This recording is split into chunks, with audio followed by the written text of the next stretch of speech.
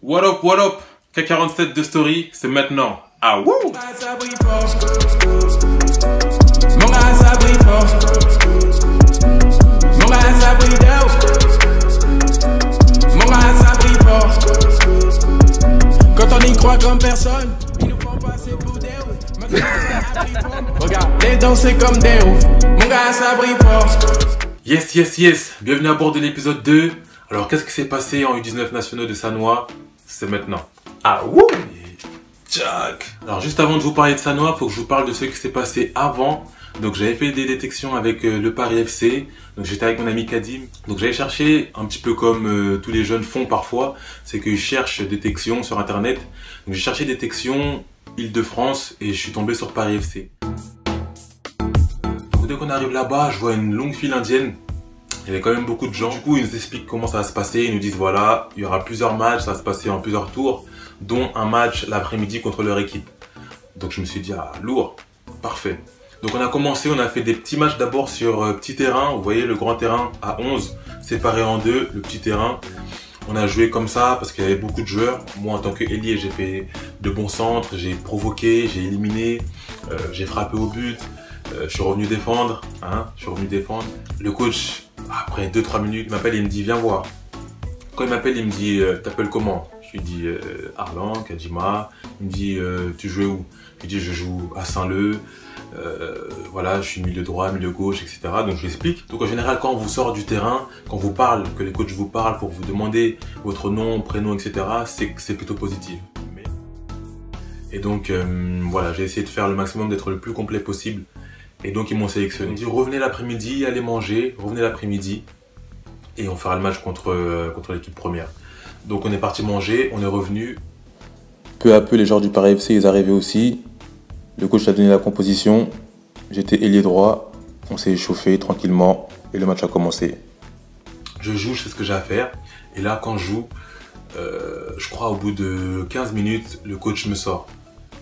Et là je me dis bizarre un peu. Soit en fait, j'ai pas été bon, il se dit ah c'est un piège lui, il est pas bon. Et donc du coup il me sort. Ou soit il se dit j'en ai vu assez, il est bon, j'en ai vu assez, je vais tester d'autres personnes.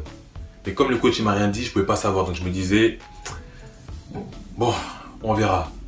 La mi-temps passe, il me fait toujours pas rentrer. À la 15e minute, il me dit va t'échauffer et il me fait rentrer. Et là il me fait rentrer avec son équipe. Donc quand il me fait rentrer avec son équipe, je me disais oh, de cette manière. Et ça va, je me débrouille bien, je joue bien, j'arrive à être simple. Puis quand il faut garder, je garde. Quand il faut faire la passe, je fais la passe. Et quand il faut placer un petit pont, donc on a continué, on a fini le match. Donc ils me disent qu'ils veulent signer, ils me disent que voilà et tout, nous on veut te prendre pour notre équipe DH directement. Je dis ok, de toute façon je vais pas lui dire non, je dis ok. Et je voulais vraiment signer avec eux. Et c'est là que Sannois s'est présenté. Kadim l'avait vu aussi qu'il y avait Sannois U19 qui faisait des tests. Donc j'y suis allé et vous connaissez l'histoire. Donc maintenant on en revient à l'histoire avec Sannois. Ce qui veut dire que j'ai pas signé avec Paris FC parce qu'en fait j'étais prêt avec les U19 nationaux de Sannois. Donc le président de Sannois il nous appelle, il nous dit rendez-vous.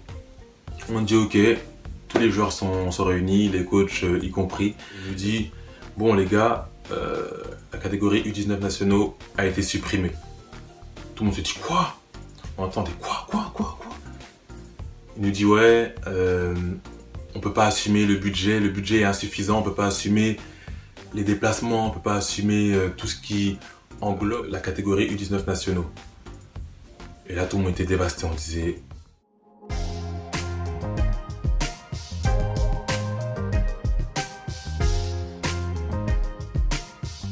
et déçu, il y en a d'autres qui ont quitté le club. Moi, je voulais quitter le club, mais j'avais déjà dit non à Paris FC. Je voyais pas où je pouvais aller d'autre. J'avais déjà raté U17 nationaux. Là, c'est U19 nationaux. J'en avais déjà regardé le championnat. Je me disais, on allait jouer contre le PSG à telle date. Il y avait Nancy. Il n'y a plus la catégorie. Ça veut dire, on n'est même plus en U19DH. Ils ont supprimé la catégorie. Donc, l'équipe 2 devient l'équipe 1 et l'équipe 3 devient l'équipe 2. Donc, il n'y avait plus de catégorie U19 nationaux. Quand je vous disais quelque chose de terrible, c'était ça. Suppression. Ils ont supprimé la catégorie U19 nationaux. Donc finalement, je suis resté à Sannois en U19 DSR. Je crois que cette année, on a gagné le championnat et la Coupe de Paris. À la fin de l'année, je me suis dit, bon, je vais tenter ma chance quand même ailleurs. Je suis allé au Red Star, ils faisaient les tests. C'est vrai que je suis allé un peu partout, mais j'ai essayé au moins. Je pourrais pas me dire que j'ai pas essayé. On a fait plusieurs tours aussi.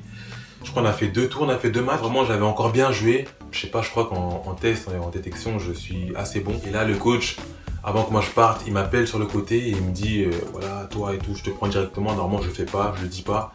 Mais toi, je te prends directement. Faut que tu fasses les papiers.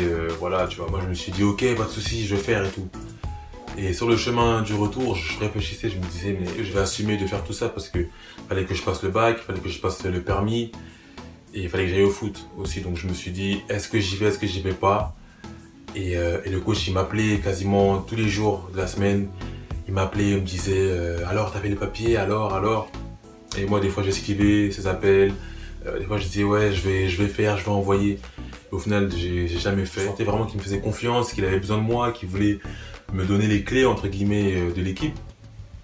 Mais j'ai pensé en même temps au bac, j'ai pensé en même temps au permis et je me suis dit que je pouvais pas le faire. En fait, j'aurais pas assumé. Donc j'ai fait une 2e année à Sannois et au cours de l'année, j'étais en terminale. Donc au cours de l'année, j'étais avec mon ami Kenny, un ami d'enfance aussi. On a un ami à nous en commun qui s'appelle Bakary qui nous a envoyé un message. On voit Edusport Academy. Tentez votre chance en Écosse, etc. Je regarde Kenny, je lui dis t'es chaud toi? Il me dit non, bizarre et tout. Et il me dit toi t'es chaud? Moi je lui dis bizarre. Écosse, c'est loin. Non, je me dis bizarre. Dans la journée, après, je crois qu'on arrive vers le midi, parce que ça c'était la matinée. Vers le midi, on réfléchit, on dit mais c'est bien un peu l'Écosse, non? Arrête, il dit ouais c'est bien. Et donc au final on était chaud, on se dit vas-y et tout, bah vas-y viens on fait, on a rien à perdre, c'est pas grave et tout, tu vois. Et donc du coup on est parti et on a dit à Kadim vas-y, il y a des tests pour l'Écosse, viens on y va et tout. Et donc du coup on est parti avec Kadim, Kenny, Bakary, moi. Et donc on a fait le test, ça s'est bien passé, donc le directeur il nous explique comment ça se passe, etc. Maintenant la question elle se pose, parce que là on est au moins 4-5. On est 4-5. Si quelqu'un n'est pas pris, c'est chaud un peu. Donc on se dit bon, on va attendre les résultats, savoir il va appeler qui, etc. Et donc ça vous le saurez dans le prochain épisode. Ah wouh!